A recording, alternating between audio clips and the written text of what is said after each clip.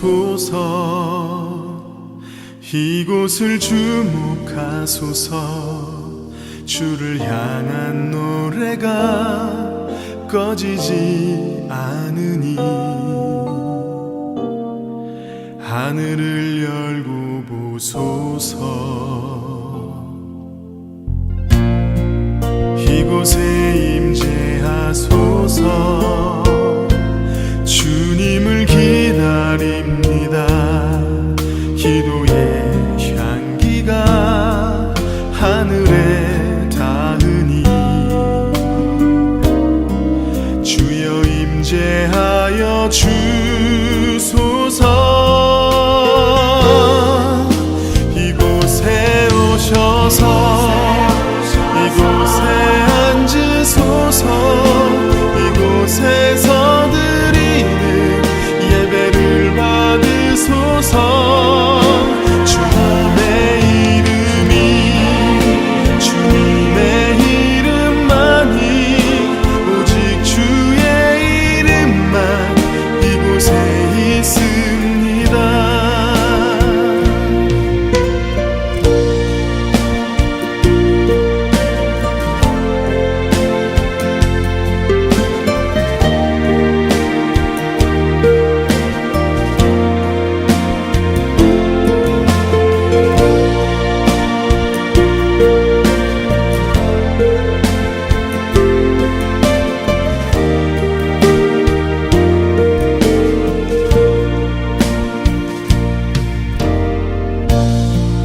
하늘의 문을 여소서. 이곳을 주목하소서. 주를 향한 노래가 꺼지지 않으니 하늘을 열고 보소서. 이곳에 임재하소서. 주님을 기다립니다. 기도의 향기가 하늘에 닿으니 주여 임재하여 주소서.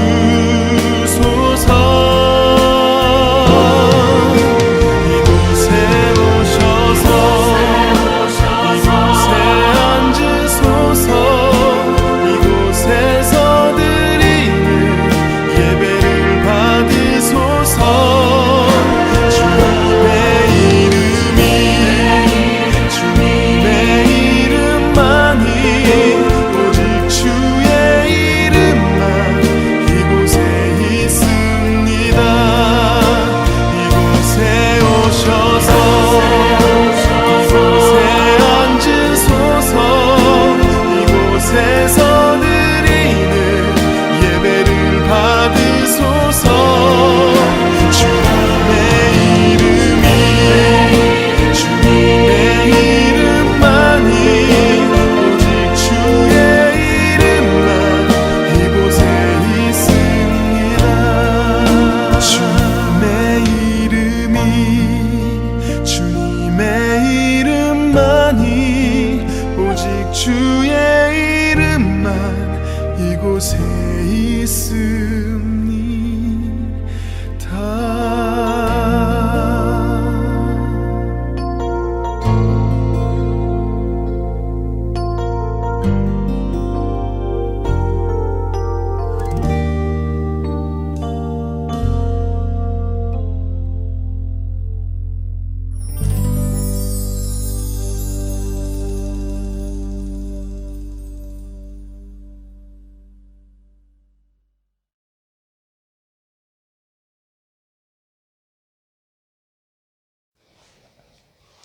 (2020년 5월 31일) 성령 강림 주일 예배를 하나님께 드리겠습니다. 오늘 우리에게 주시는 하나님의 말씀은 요한복음 7장 37절로 38절의 말씀입니다. 예수께서 서서 외쳐 이르시되 누구든지 목마르거든 내게로 와서 마시라. 나를 믿는 자는 성경에 이런 것 같이 그 배에서 생수의 강이 흘러 나오리라 하시니 이는 그를 믿는 자들이 받을 성령을 가리켜 말씀하신 것이라. 우리 함께 기도하겠습니다. 사랑과 은혜가 충만하신 아버지 하나님, 오늘 저희는 오순절날 마가의 다락방에 임하셨던 성령을 기억하며 주님, 이 아침에 성령 강림 주일 예배로 주님 앞에 드립니다. 하나님 아버지, 저희와 함께하여 주셔서 성령 하나님, 불과 같은 성령 하나님이 저희 가운데 임하여 주셔서 저희들의 모든 죄와 불의를 소멸하게 해주시고, 비둘기 같은 성령 하나님이 우리 가운데 임하여 주셔서 우리의 심령이 비둘기같이 정결하고 또한 정결하게 해주시옵고, 하나님 아버지 은혜 가운데 사로잡혀 살아갈 수 있도록 인도하여 주시옵소서.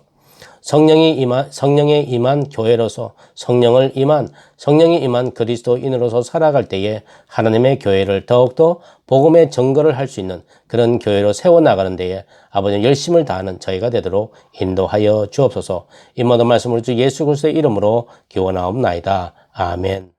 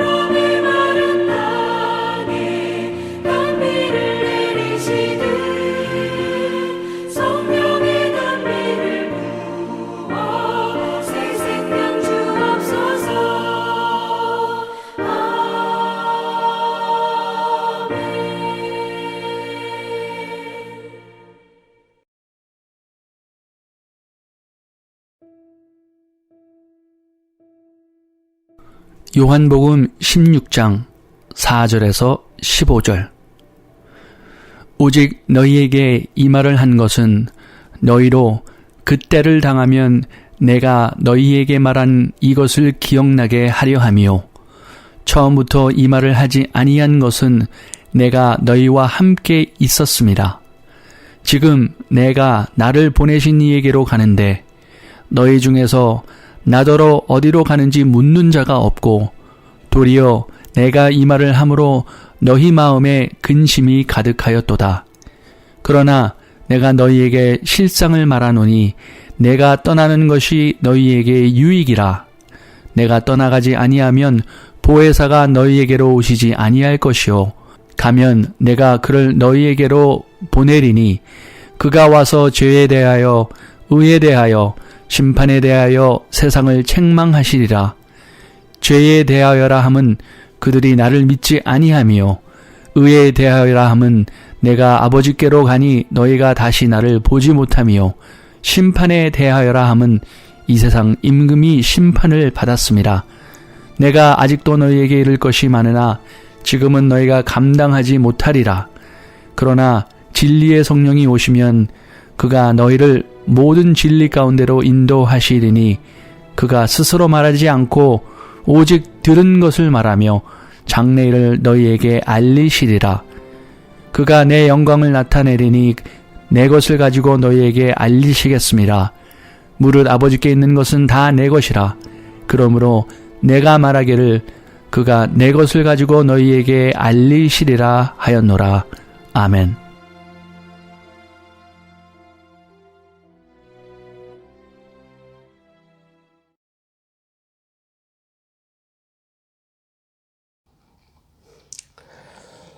초창기 교회의 역사를 담고 있는 사도행전을 읽어보면 바리새인들이 제자들에게 나사렛 예수 이름으로 뭐든 하기만 해.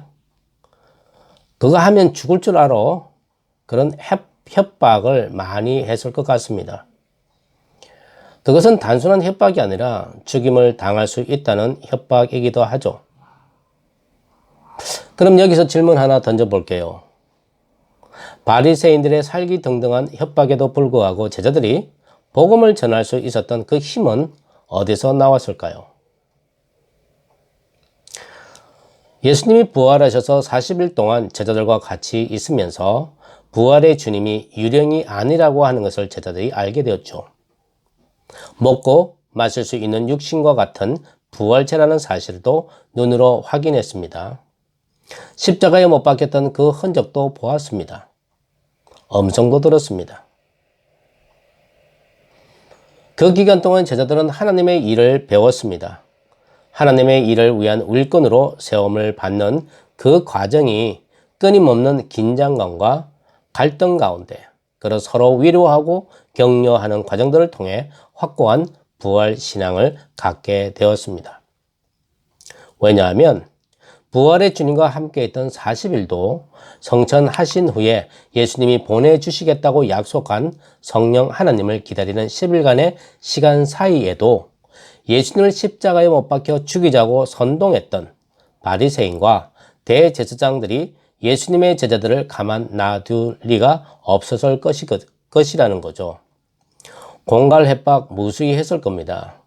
사느냐 죽느냐는 현실적인 위협이 계속되는 상황에서 제자들은 예수님이 보내주시겠다고 하는 보혜사 성령을 기다리며 오로지 기도만 했다고 사도행전은 전하고 있습니다. 예수님은 십자가의 죽음으로 나아가기 전에 이미 자신의 죽음과 부활, 성천이 제자들에게 무서움과 두려움을 갖게 할 수 있었다고 예수님은 생각하셨던 것 같습니다. 그래서 예수님은 그들에게 보혜사 성령을 보내주시겠다는 그 약속을 오늘 요한복음에서 기록하고 있습니다. 해를 당하기 전에도 약속하셨고 해를 당하고 부활하신 후 40일 동안 제자들에게 하나님 나라의 일을 가르치고 수업이 끝나는 그날 오직 성령이 너희에게 임하시면 너희가 권능을 받고 예루살렘과 온 유대와 사마리아와 땅끝까지 이르러 내 증인이 되리라. 이 말씀하실 때도 이 말씀을 다시 기억하게 하셨습니다. 무엇 말입니까? 무엇을 기억하게 했다는 겁니까? 보혜사 성령, 다른 말로 하면 진리의 영을 다시 기억하게 했다고 하는 겁니다. 보혜사, 증인이라는 뜻이고요. 합법적인 변호인, 대변인, 위로자 또는 진리의 성령이라 하여 성령이 예수님이 하신 일을 이어받아 복음 사역을 수행하는 제자들을 도울 거라고 말씀하셨습니다. 아무리 예수님이 제자들을 안심시키려 했어도 성천하고 난 다음에 제자들 눈에 예수님이 보이지 않으니까 제자들은 어떨까요? 우왕좌왕 할 수밖에 없지 않겠습니까? 겨우 한 가지 일을 찾아낸 것이 있다면 그것은 가룟 유다의 배신으로 공석이 된 제자의 자리를 메꾸는 일이었습니다. 그 일을 하면서 그들은 기도했습니다. 기도하면서 기다리기만 할 뿐이었습니다. 이 기다리는 시간 동안 예수님이 십자가의 해를 당하기 전에 주신 말씀이라도 기억을 해내고 준비했다면 좋을 텐데 그것마저도 기억나지 않았습니다. 예수님이 약속하신 진리의 성령의 임무는 복음을 전하는 제자들에게 과거에 예수님께서 하신 말씀을 기억나게 하고 현재와 장래를 위해 필요한 말씀을 가르쳐 주실 것이며 복음을 반대하는 세상을 정죄하고 세상이 거절하였으나 부활 성천하셔서 하나님의 우편에 앉으신 예수님을 통해 정명이 된 하나님의 의로우심을 밝히고 이런 예수님을 반대한 세상을 심판하는 일을 하신다고 합니다. 이 정도 되면 제자들은 복음을 담대히 세상에 전할 모든 증거를 다 가진 셈입니다. 부활의 주님을 체험했고 진리의 성령이 예수님 대신에 그 자리에 있으면서 이미 예수를 반대한 세상을 심판했으니 제자들이 할 일은 담대히 말씀만 증거하면 되는 것입니다. 이 진리의 성령이 사도행전 2장 오순절날 제자들이 다 같이 한 곳에 모여 있을 때 홀련히 하늘로부터 급하고 강한 바람 같은 소리가 있어 그들이 앉은 온 집에 가득하게 임재했다고 말합니다. 오늘이 바로 예수님이 성천하시면서 진리의 성령을 보내주시겠다고 약속하신 은혜로운 날입니다. 교회의 절기 중에 제일 큰 축제일은 당연히 성탄절이고 부활절입니다. 그 다음 축제일은 성령 강림절이어야 하는데 성경의 절기도 아니면서 절기인 척하는 추수감사절이 그 자리를 대신하고 있습니다. 성령 강림절은 기독교의 태동을 알리는 기독교의 생일인데 교회는 참 조용하기만 합니다. 성탄절 같은 칸탄다도 없고 무슨 떠들썩한 행사도 없습니다. 물론 코로나19 바이러스 때문에 그렇죠. 저는 코로나19 바이러스가 일어난 지금 때를 이야기하는 것이 아니라 보편적으로 성령 강림절을 대하는 교회의 자세를 말합니다. 그만큼 성령에 대한 인식이 부족하다고 하는 것은 아닐까요? 성령의 역사는 사도행전의 교회에서만 일어난 것이 아닙니다. 태초에 창조에서부터 사사시대, 왕국시대, 바벨론 포로 이후 시대에 이르기까지 하나님의 새로운 구원의 역사가 일어날 때마다 항상 그 자리에 함께 계셨습니다. 로마서 8장 26절 27절에 보면 성령은 우리 인간의 연약함과 어려움을 아시고 도우시는 인격적인 존재이며 개인과 교회의 영성을 강화시켜 주십니다. 에스겔서 37장 1절 14절에 마른 뼈의 환상, 얼마나 유명한 스토리입니까? 유다 백성들이 쌓이고 쌓인 죄 때문에 남유다가 바벨론에게 정복당하면서 다윗 왕조가 무너졌습니다. 예루살렘 성전의 요시아 왕 때에 모두 파괴해버렸던 우상들이 다시 세워지기 시작합니다. 이스라엘 백성들은 바벨론 그발 강가에서 포로가 되었습니다. 그때 하나님께서 에스겔 선지자에게 보여준 마른 뼈의 환상입니다. 하나님은 나라를 잇고 포로가 된 그들의 국가적 현실을 마른 뼈와 같다고 하지 않았습니다. 이스라엘의 영적인 상태가 마른 뼈 같이 죽었다고 말했습니다. 여기서 영적이라고 하는 것, 하나님을 향해 깨어있는 정신 상태인 거죠. 육적인 국가를 잃어버린 것보다 영적인 터전을 잃어버림으로써 그들은 생명을 잃어버리고 광야의 마른 뼈같이 버려져 있었습니다. 절망 상태라는 거죠. 배터리가 방전이 되어 쓸모없게 되었다고 하는 겁니다. 하나님을 떠난 백성은 생명력을 잃어버렸고 살아날 수 있다는 희망도 잃어버렸습니다. 이 뼈들이 어떻게 살아날 수 있으며 누가 이들을 살릴 수 있을까요? 그것은 오직 하나님만이 살릴 수 있습니다. 우리 눈에 철저히 절망적이고 불가능한 것도 하나님이 역사하신다면 가능해지는 겁니다. 오늘 우리의 절망과 무기력함을 소망과 생명으로 바꿔주실 분은 오직 하나님 한 분뿐이고 그분만이 우리를 살리시고 고치시고 변화시킬 수 있습니다. 우리가 진정 삼일째 하나님을 신앙하는 사람이라면 우리 안에 이 변화가 늘 있어야 합니다. 이것이 복음이기 때문입니다. 골짜기에 널려있는 무수히 많은 말라 비틀어진 뼈를 향해 에스겔이 하나님 말씀을 대언하니까 어떻게 되었다 했습니까? 뼈들이 움직여서 결합하고 힘줄이 생기고 살이 돋고 가죽이 덮이는 역사가 일어났다고 했지만 아직 거기에 생명이 없습니다. 생기가 들어가야 생명이 되는 거죠. 성령의 생기가 들어가니까 그 마른 뼈들이 군대가 되었다고 했습니다. 그 군대가 이스라엘을 구원할 거라 했습니다. 성령이 임한 곳에는 치유와 회복의 역사가 있습니다. 에스겔서를 통해서도 볼 수 있지만 늘 성령의 역사는 말씀과 함께 나타납니다. 말씀과 분리된 성령 운동은 비성경적인 거죠. 성령을 진리의 성령이라고 하는 것은, 여기서 말하는 진리라고 하는 것은 낡은 형식주의, 율법주의를 새롭게 하는 것이 아니라 하나님과 아들의 사랑의 관계와 같이 우리가 그리스도 안에서 서로 사랑하는 공동체를 형성하는 데 있습니다. 우리의 교회를, 우리의 가정을, 우리가 속한 지역사회를 그리스도의 사랑으로 채우라고 주님은 말씀하셨습니다. 어떻게 채울까요? 진리의 성령으로 충만함을 입어야 우리가 서로 사랑할 수 있습니다. 성령 충만, 말들은 많이 하지만 충만의 결과가 사람마다 다른 것 같습니다.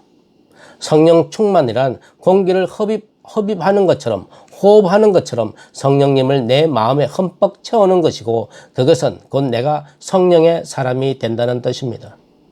성령은 하나님의 영이심으로 전지전능한 힘을 갖고 계시며 예수 그리스도의 영이심으로 가르치고 책망하시고 위로하시는 인격적인 특성을 발휘하십니다.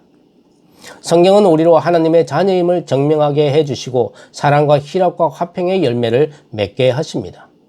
이 모든 것을 우리 마음에 채우는 것이 곧 성령 충만입니다. 하나님을 향해 깨어있는 성령 충만한 교회, 그리스도인들이 이 코로나19 상황 속에서 어떻게 행동을 해야 할까요? 지난 5월 26일 주정부와 LA 카운티는 교회 오픈을 조건부로 허락했다는 소식을 여러분들도 들었을 것입니다. 이제 교회 가게 됐다. 얼마나 기쁜 일이냐. 그렇게들 말들 하십니다. 하지만 주정부와 LA 카운티가 교회들에게 나누어진 가이드라인에 의하면 교회 가게 되었다고 좋아할 것만은 아닌 것 같습니다. 왜냐하면 코로나19 감염이 가장 많은 곳을 교회로 지목했기 때문입니다. 또한 그 가이드라인은 권고 상황이 아닙니다. 지켜도 되고 안 지켜도 되고 그런 것이 아니고 반드시 지켜야 한다는 겁니다. 만약에 위반했을 때는 형사법으로 다룬다고 명시되어 있습니다. 한인타운 소매 업체에 마스크 착용하지 않고 가게에 들어갔다가 입장 거부 당하는 분들을 종종 봅니다. 종업원이 나와서 할아버지, 이 손님, 이 마스크를 착용해야 됩니다. 라고 겸손하게, 정중하게 그렇게 부탁을 드려도 오히려 되려 화를 내고, 되려 욕을 하고, 이런 무리한 행동들을 봅니다. 근데 이제는 5월 26일 이후부터는 그게 안 통합니다. 종업원이 그 일 당했을 때 경찰에 신고하면 바로 경찰에 체포를 당할 수 있습니다. 그만큼 민감하다고 하는 거죠. 가이드라인의 우선수칙 몇 가지를 꼽아본다면 이렇습니다. 교회 건물에 입장할 때에 체온을 반드시 잴 것. 체온을 반드시 재야 된다고 하는 거 우리 TV에서 보잖아요. 근데 우리 교회를 한번 이야기해 보자고요. 봉사자가 본당 입구에 서서 모든 출입자의 체온을 확인해야 한다는 건데 시니어가 많은 교회에서는 누가 이것을 할 수 있을 것 같습니까? 마스크 착용, 예배 시간 내내 마스크를 하고 있어야 합니다. 찬송을 부를 때도 마스크를 하고 있어야 되고요. 그렇기 때문에 이게 호흡하기가 곤란해지니까 예배실 안에는 바깥 기온이 춥지 않는 한 환기의 목적으로 열어둘 것을 명령하고 있습니다. 사람마다 사람 사이의 대화 거리는 최소 6피트입니다. 최대 6피트가 아니고요. 최소한 6피트라고 하는 겁니다. 한 개인당 차지하는 면적은 113만 스퀘어피트입니다. 소리내어 찬송할 때는요, 6피트 이상 거리를 유지해야 됩니다. 6피트 가지고는 안 됩니다. 비말이, 사람이 말할 때 비말이 나오는 것이 이 대화를 할 때는 10 정도의 숫자지만 그러니까 찬송을 부르면, 그러니까 소리를 크게 내면 한 60 정도가 되고요. 찬송을 부르게 되면 한 100 정도가 나온다고 합니다. 그렇기 때문에 6피트 가지고는 어림도 없습니다. 보통 한 10피트 내지 12피트 더블 정도는 돼야 찬송을 부를 수 있다고 하는 거죠. 가이드라인은 말하기를 소리내어 찬송을 부르거나 신앙 고백을 하지 말라고 말합니다. 오히려 찬송은 온라인 예배처럼 영상을 프로젝트에 띄우라고 합니다. 그렇게 되면 반주가 필요 없는 거죠. 65세 이상 코로나19 바이러스에 취약한 시니어 혹은 면역력이 떨어지는 기저 환자들을 교회는 온라인 예배를 드릴 것을 권장하라고 가이드라인은 말합니다. 음식, 다 같이 단체 음식 못 먹습니다. 공유가 불가되었습니다. 자동차 픽업 못합니다. 픽업하는 것도요, 운전자하고 뒤에 앉는 사람 한 사람인데 만약에 운전자가 시니어면 그건 또 할 수가 없습니다. 손을 그다음에 교회는 세정제하고 손 닦는 그 하고요, 마스크하고 장갑을 항상 그 비치해 두어야 되는데 손을 대지 않는 상태에서 사용할 수 있도록 하라고 합니다. 예배 시간요 단축하라고 말합니다. 1시간 이내로 끝나라고 말합니다. 예배실 최대 수용 인원은 25%. 우리 본당에 100명이 들어온다면 25%만 25명이 되는 거죠. 아니면 1000명이 되는 교회는 무조건 100명 이하로 모이라고 말합니다. 이 조항, 특별히 이 최대 수용 인원에 대해서는 5월 26일부터 21일간만 유효합니다. 21일 사이에 감염자의 수가 증가를 하게 되면 이 25%마저도 못하게 되고요. 21일 안에 이 그러니까 감염자가 더 생기지 않고 오히려 줄어든다면 좀 더 완화할 수 있다고 하는 이야기도 됩니다. 다르게 말하면 21일 동안 교회가 문 열었는데 문 열은 그 시간 동안에 감염자의 수가 늘어난다면 다시 교회가 문을 닫을 수도 있다고 하는 말을 암시해주고 있습니다. 여러분 이 이야기를 들을 때 그거 우리가 다 지켜야지, 우리가 할 수 있을 거라고 생각을 할 겁니다. 네, 다 지켜야 합니다. 지켜야 하는 게 맞는 거죠. 자, 그렇다면 이것을 잘 지키고 있다고 하는 것을 누가 평가할 수 있습니까? 이웃입니다. 우리 교회는 말하면 옆집 아파트입니다. 그리고 앞집 아파트고요. 지나가는 사람들입니다. 예배보다 건강이 더 중요한 이웃이 교회를 바라봅니다. 감염이 제일 많이 일어난다는 교회 행보를 지켜본다는 거죠. 뭔가 자신들의 안전이 위협이 된다고 생각하면 가차없이 경찰에 신고할 겁니다. 주택 안에 홈리스 20-30명이 거주하는 개인 소유의 쉘터가 있습니다. 평상시에는 아무 문제가 되지 않았습니다. 코로나19 상황이 되니까 이 쉘터에 출입자들에 대한 이웃의 염려가 점점 커집니다. 코로나19로 인한 스트레스가 유독 많았던 어떤 이웃이 급기야는 보다 참다 못해서 언제 저 집에서 감염이 돼서 언제 어떻게 우리 집에 넘어올지 아무도 모르기 때문에 쉘터를 경찰에 신고했습니다. 이 쉘터는 주정부가 시정부의 지침을 준수하지 않았다는 이유로 폐쇄되었습니다. 이것이 어떤 쉘터의 문제 아닙니다. 이런 일이 교회라고 해서 왜 제외되겠습니까? 또 이웃을 또 나무랄 수도 없는 거죠. 우리라면 어떨까요? 내 집 옆에 사찰이 있는데 그 사찰에서 되어지는 일이 예방수칙을 지키지 않는다면 우리도 불안하기는 매한가지 아닙니까? 우리 중에 어떤 사람도 스트레스를 견디다 못해서 급기야 경찰에 신고할 수밖에 없는 일이 생길 수도 있습니다. 성령으로 충만한 교회와 그리스도들인 우리는 지금 상황이 신앙의 절개를 지켜야 할 죽느냐 사느냐 박해의 상황인지 아니면 건강을 지켜야 할 상황인지 판단할 수 있어야 합니다. 건강도 나만 예방수칙 잘 지킨다고 해서 감염에서 해방되는 것이 아닙니다. 지금은 무증상 감염이 우려되는 때입니다. 아무리 교회에서 체온을 체크하고 마스크를 끼고 6피트 거리를 유지한다고 하더라도 그 안에 증상이 드러나지 않는 감염자가 있다면 어떻게 되는 겁니까? 시니어나 암 환자, 당뇨, 기저질환이 있는 분과 같이 사시는 분들, 외출을 자제시키는 이유가 뭘까요? 집안의 가족들이 그로 인해 감염될 가능성이 많아지기 때문인 거죠. 그렇기 때문에 더더욱 타인의 평안과 건강을 위해 내가 지켜야 합니다. 내가 불편한 것을 감수해야 합니다. 우리는 지난 10주 동안 온라인 상에서도 예배를 드릴 수 있음을 알게 되었습니다. 교회를 가지 못하는 이런 상황이 개인별로 발생할 수도 있다는 것을 알게 되었다는 거죠. 예배는 어디에서든지 들을 수가 있지만 한 번 망가진 건강은 좀처럼 회복하기가 어렵습니다. 지난 10주 동안 교회 건물이 문을 닫은 것이지 하나님을 향해 영적으로 깨어있는 우리의 예배는 단 한순간도 멈추거나 닫은 적이 없습니다. 성령의 역사는 어떠한 상황 속에서도 계속되어 가고 있습니다. 진리의 영으로 충만한 교회, 코로나19를 이기고 새 시대, 새 목회의 집행을 열어가는 교회와 그리스도인들이 되시기를 주님의 이름으로 축원합니다. 우리 함께 기도하겠습니다. 하나님 아버지, 저희가 오늘 성령 충만의 말씀을 들었습니다. 교회가 성령으로 충만하여 오늘 이 시대를 분별할 수 있도록 인도하여 주시옵소서. 나의 평안만을 생각하는 교회가 아니라 이웃의 건강을 생각할 수 있는 교회가 되게 해주시고 그리스도인이 되게 해 주시옵소서. 하나님 아버지, 저희들로 하여금 교회 건물이 교회가 아니라 사람이 교회인 것을 다시 한번 깨우치게 해 주신 것을 감사를 드립니다.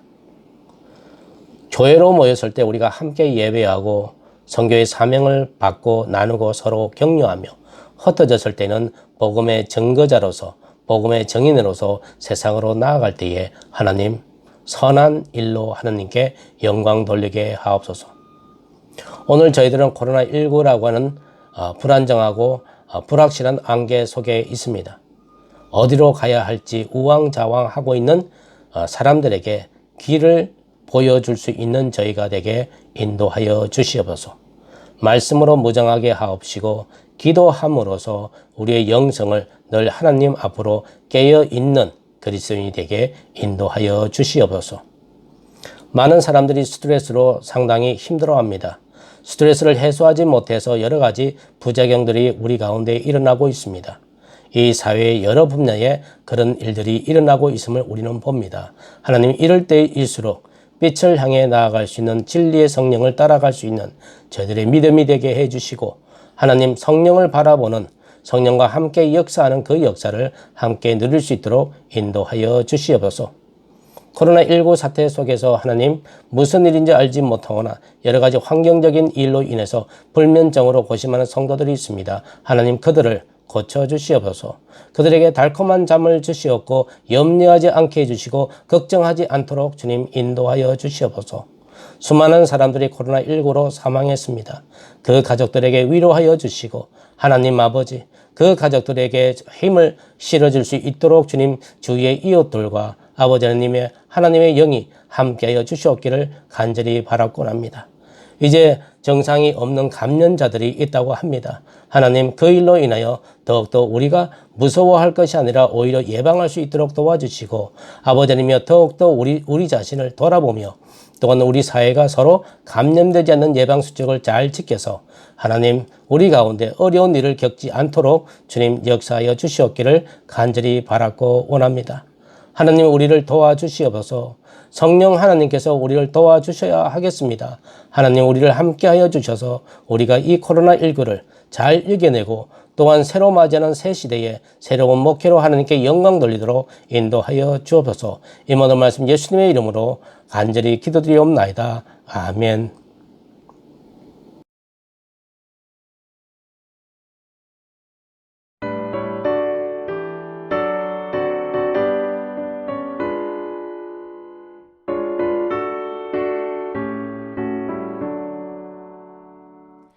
임하소서 허락 받은 성령이여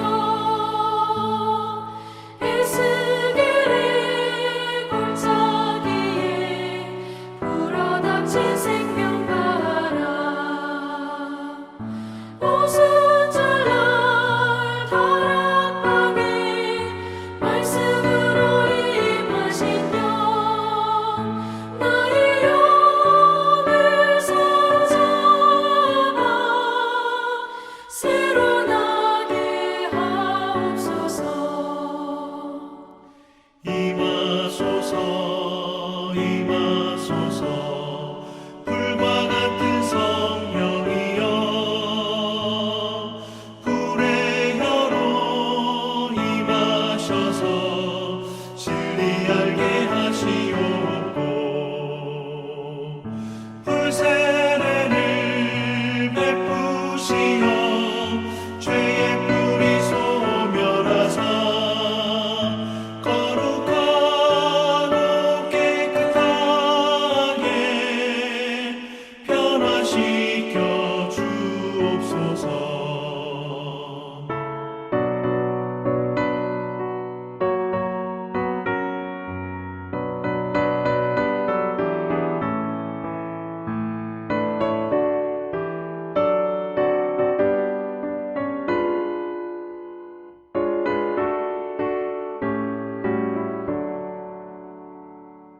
임하소서 임하소서 생수 같은 성령이여 거친 들에 샘이 솟고 사막에는 강을 흐르고 생수 같은 주의 성령 폭포같이 부어주사 내 속에서 생명수가 흘러나게 하옵소서. 임하소서 임하소서 기름 같은 성령이여 은혜로서 치료하고 사랑으로 삼으시오. 나의 영광 나의 삶이 강건하게 보존받아 어두운 세상 밝히다 들림받게 하옵소서.